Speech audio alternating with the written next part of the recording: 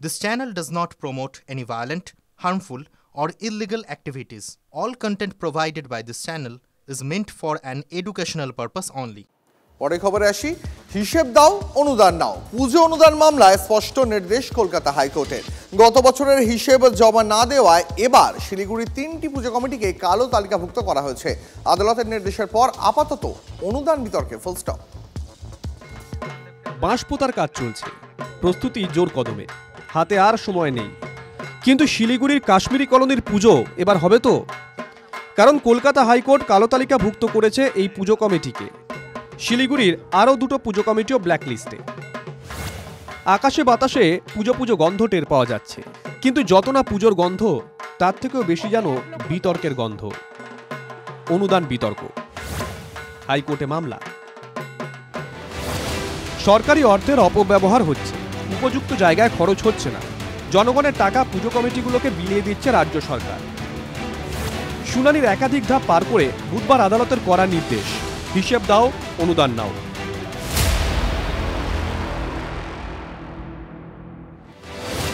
অনুদান মামলায় আদালতে হলফনামা দিয়ে রাজ্য জানায়, গত বছর কলকাতার 2876টি পুজো কমিটি অনুদান পেয়েছে। প্রত্যেক পুজো কমিটি অনুদান খরচের হিসেব জমা দিয়েছে। জেলা পুলিশ 41,799টি চেক তৈরি করেছিল।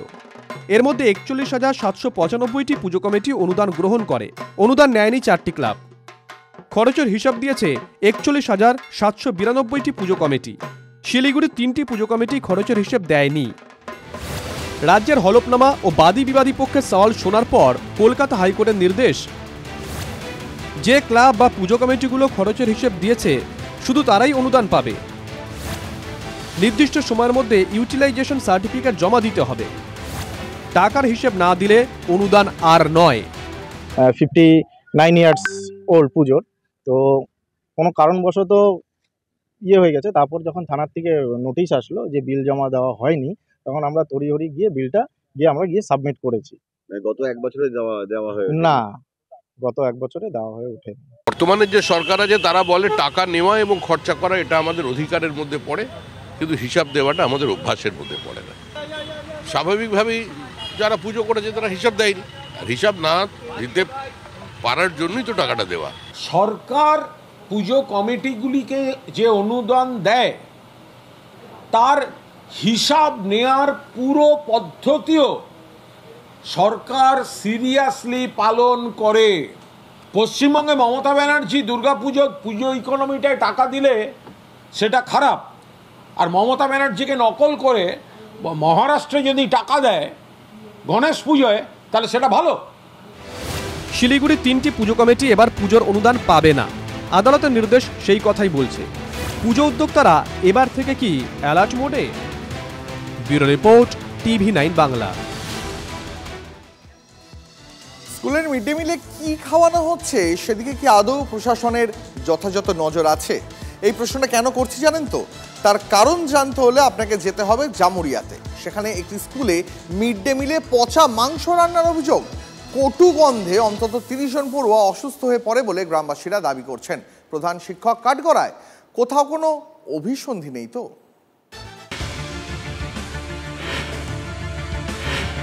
বাড়িতে হোক বা রেস্তোরাঁ, পছন্দের পদ না পেলে ঠিক মন ভরে না, তাই না? তাহলে খাবার থালা নিয়ে বসার আগে একবার এই দৃশ্যটা দেখুন।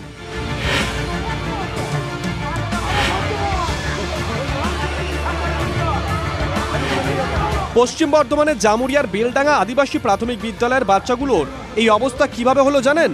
ওদের মুখেই শুনুন।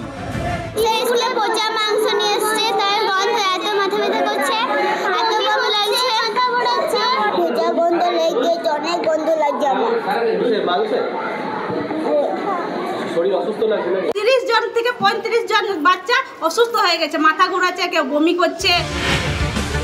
এটাই কি তাহলে বাংলা স্কুলে মিড ডে মিলের জ্বলন্ত বাস্তব? টিকটিকি, আরশোলা, সাপ, ব্যাঙের পর পচা মাংস।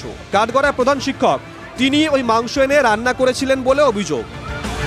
কালকে মাংস নিয়ে এসছে মাস্টার, আমাদের হেডমাস্টার, সেই মাংস আজকে ধোয়া নাই, কড়াই হাঁড়ি কিছু ধোয় নাই, কিছু নাই, ওতে নুন মশলা নিজেই মাখানো হচ্ছে, চাপানো হচ্ছে, কাউকে রাঁধুনির দিকে কোনো অপেক্ষাই করে না, কোনো বলাই হয় না, নিজেই বলছে আমি রান্না করবো। এটা মিথ্যা কথা। কিন্তু মাংসটা এলো কোথা থেকে? আমি মাংস দোকান থেকে এনেছিলাম, হয়তো কোনো কারণবশত হয়ে গিয়েছে, যাই হোক।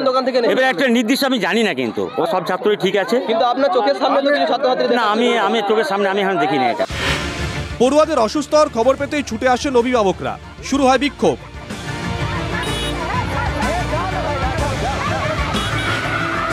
বাচ্চাদের সাথে তাদের স্বাস্থ্যের প্রতি এইভাবে কেউ খেলা করবে, এটা কেউ কখনো মেনে নিতে পারে না।